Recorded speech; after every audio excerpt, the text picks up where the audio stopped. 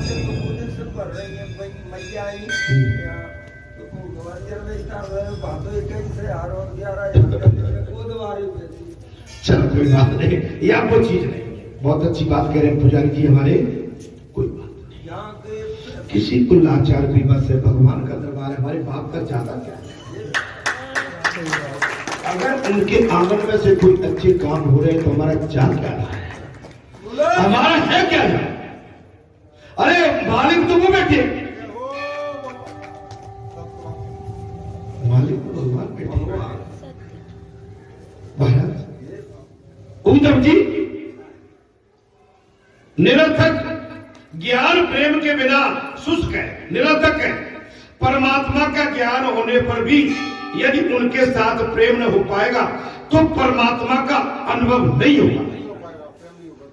ज्ञान तो है पर प्रेम नहीं, प्रेम नहीं, भगवान से मिल ही नहीं पाता। भगवान से मिल आप यहां तक आए, बाबा आपको सांत्वना नहीं देंगे, बाबा आपकी सुनेंगे नहीं, बाबा आपको जलपान नहीं कराएंगे, बिठा लेंगे नहीं, आपका ध्यान नहीं रखेंगे। आए कहाँ है? हनुमान जी के पास। ये सेवक बैठे, हनुमान जी के चरण सेवक बैठे, इनका कर्तव्य है मेरे अतिथि आए तो मेरे अतिथियों का सम्मान कराना तुम्हारा कर्तव्य है। वो मेरे पास आए और तुम मेरे सेवक हो तो तुम्हारा कर्तव्य का सभी का ध्यान रखना है।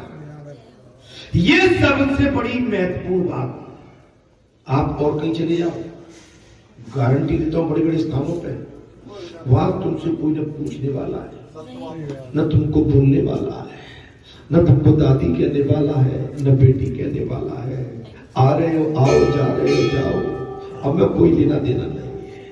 यहाँ केवल ये है कि ज्ञान भी है और ध्यान भी है और कर्म भी है और धर्म भी है, मार्ग भी है, सन्मार्ग भी है, सम्मान भी है।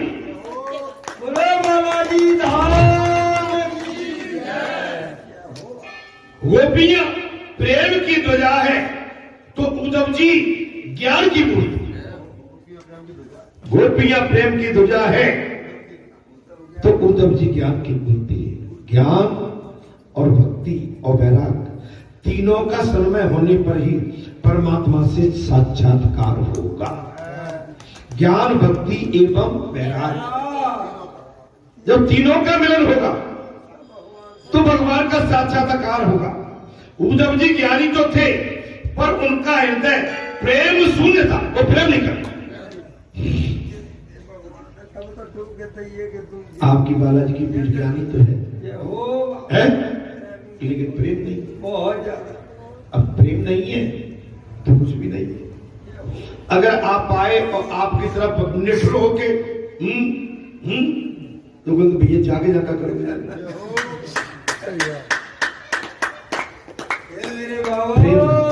बेटा बैठ जा, दादी बैठ, भैया बैठ, अपने बल्लू भैया के लिए बल्लू भैया बैठ जा। तो ये सब अपनापन है। जहां आप इन श्रोताओं से, इन भक्तों से, संतों से, महात्माओं से निस्वार्थ होके पवित्रता के साथ, निस्वार्थ और पवित्रता रखने का पवित्र का ध्यान रखते हुए अगर आप इनसे निश्चल, निष्कपट और निष्पाप बात करते हो तो वो पक्का प्रेम। और स्वार्थ से बात करते हो वो छल। इसी की तो महिमा है। हमारी माता बहन बेटी चली को भी है। तो यहां पर क्या था महाराज? उद्धव ज्ञानी तो थे, उनके हृदय में प्रेम शून्य था, प्रेम नहीं। एक ही मिनट का मैं ज्ञानी हूं।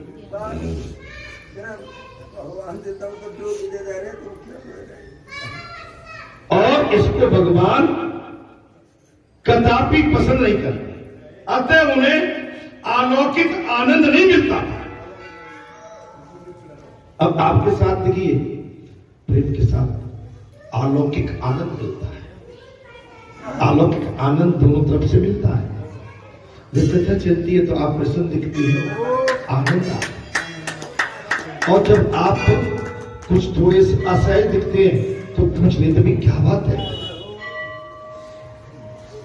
माने असहजता ही बता देती है कि आज आप प्रसन्न नहीं है, प्रफुल्लित नहीं है, कथा में आपको आनंद नहीं आ, या आपको आज कोई संसार का रोग दोष सता रहा।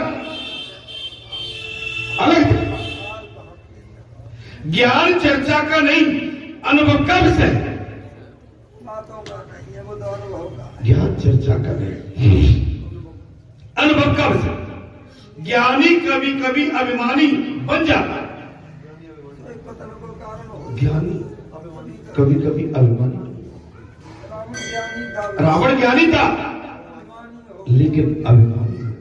आप समझिए, भक्त हमेशा नम्र बना रहता है। भक्त जो होगा वो विनय हंसता रहेगा, मुस्कुराता रहेगा। और मैंने एक ही चीज कही है कि कभी भी किसी से मिलती हो मुस्कुरा के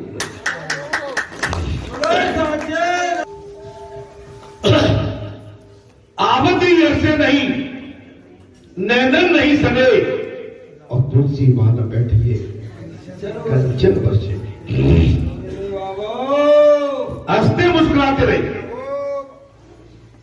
चर्चा ज्ञान का, ज्ञान चर्चा का विषय नहीं, अनुभव का विषय है। भगवान सुखदेव कहते हैं ज्ञानी कभी अभिमानी बन जाता है, भक्त हमेशा नम्र बना रहता है। नम्रता ही भक्ति का आसन है।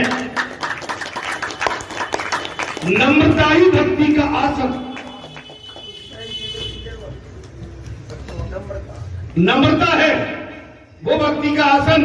भक्ति काढ़ेगी जो विनम्र और नम्र होगा। भक्ति स्वयं को जगत का सेवक बना देता है। अब आ गई बात, भक्ति स्वयं जगत का सेवक, स्वामी नहीं, सेवक। मैं सेवक सचाचर रूप स्वामी भगवंत। ये जगत वासुदेव मैं है, ये संसार वासुदेव मैं ईश्वर स्वरूप है, भगवान का एक स्वरूप है। वासुदेवाय सर्वमितम, अर्थात गोपियों की भक्ति ज्ञानोत्तर थी। गोपियों की भक्ति कैसी थी? ज्ञान मिला हुआ, मिश्रित। जबकि उद्धव जी तो स्वयं भी नहीं जानते थे कि ज्ञान भक्ति भी कभी उत्तम हो सकती है। जानते ज्ञान से भक्ति प्राप्त होती है। उद्धव जी ज्ञान को ही सब कुछ मानते थे, केवल पढ़े लिखे को ही सब कुछ मानते थे, उसको क्रियान्वयन भक्ति के मार्ग में नहीं लाते थे। सो उनको प्रलय लक्षण भक्ति का पाठ पढ़ाने के लिए भगवान ने उन्हें ब्रज में भेज दिया। भगवान ने उद्धव जी के अंदर की बात जान ली कि इनको अपने ज्ञान का अभिमान है। और भगवान के नजदीक कोई भगत होता है, अगर उसको भक्ति में अगर ज्ञान का अभिमान आ जाए तो भगवान कहते हैं कि जी अभी कहीं न कहीं गड़बड़ में पड़ जाएगा। तो भगवान ऐसा मार्ग बता देते हैं कि जाओ ब्रज,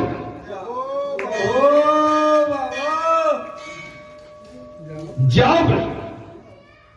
श्री कृष्ण ने महाराज श्री कृष्ण ने सोचा कि यदि गोपियों का ज्ञान का अनुभव हो जाएगा तो उनको दुख आदि नहीं सताए।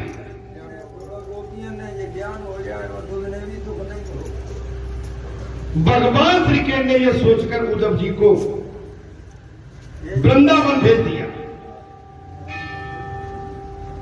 ज्ञान का अनुभव भी हो जाएगा और उनको दुख भी नहीं होगा, सताएगा। और उद्धव जी को भक्ति का अनुभव हो जाएगा तो उसका ज्ञान सफल हो जाएगा, दोनों का भला। भाई भगवान के सूचक समाचार कौन थे? उद्धव जी। तो एक तो सांत्वना गोपियों को ये होगा कि भगवान ने कोई ना कोई दूत भेजा हमारे पास, कम होगा। और भगवान चाहते थे कि उद्धव के पास केवल ज्ञान है, भक्ति नहीं, तो भक्ति मिल जाएगी। उद्धव के ज्ञान में अभिमान का अंश था, जय हो उद्धव के ज्ञान में भगवान का अंत गोपियों की प्रेम लक्षणा भक्ति के पुंज से ज्ञान समझ जाएगा और उद्धव जी का कल्याण हो जाएगा।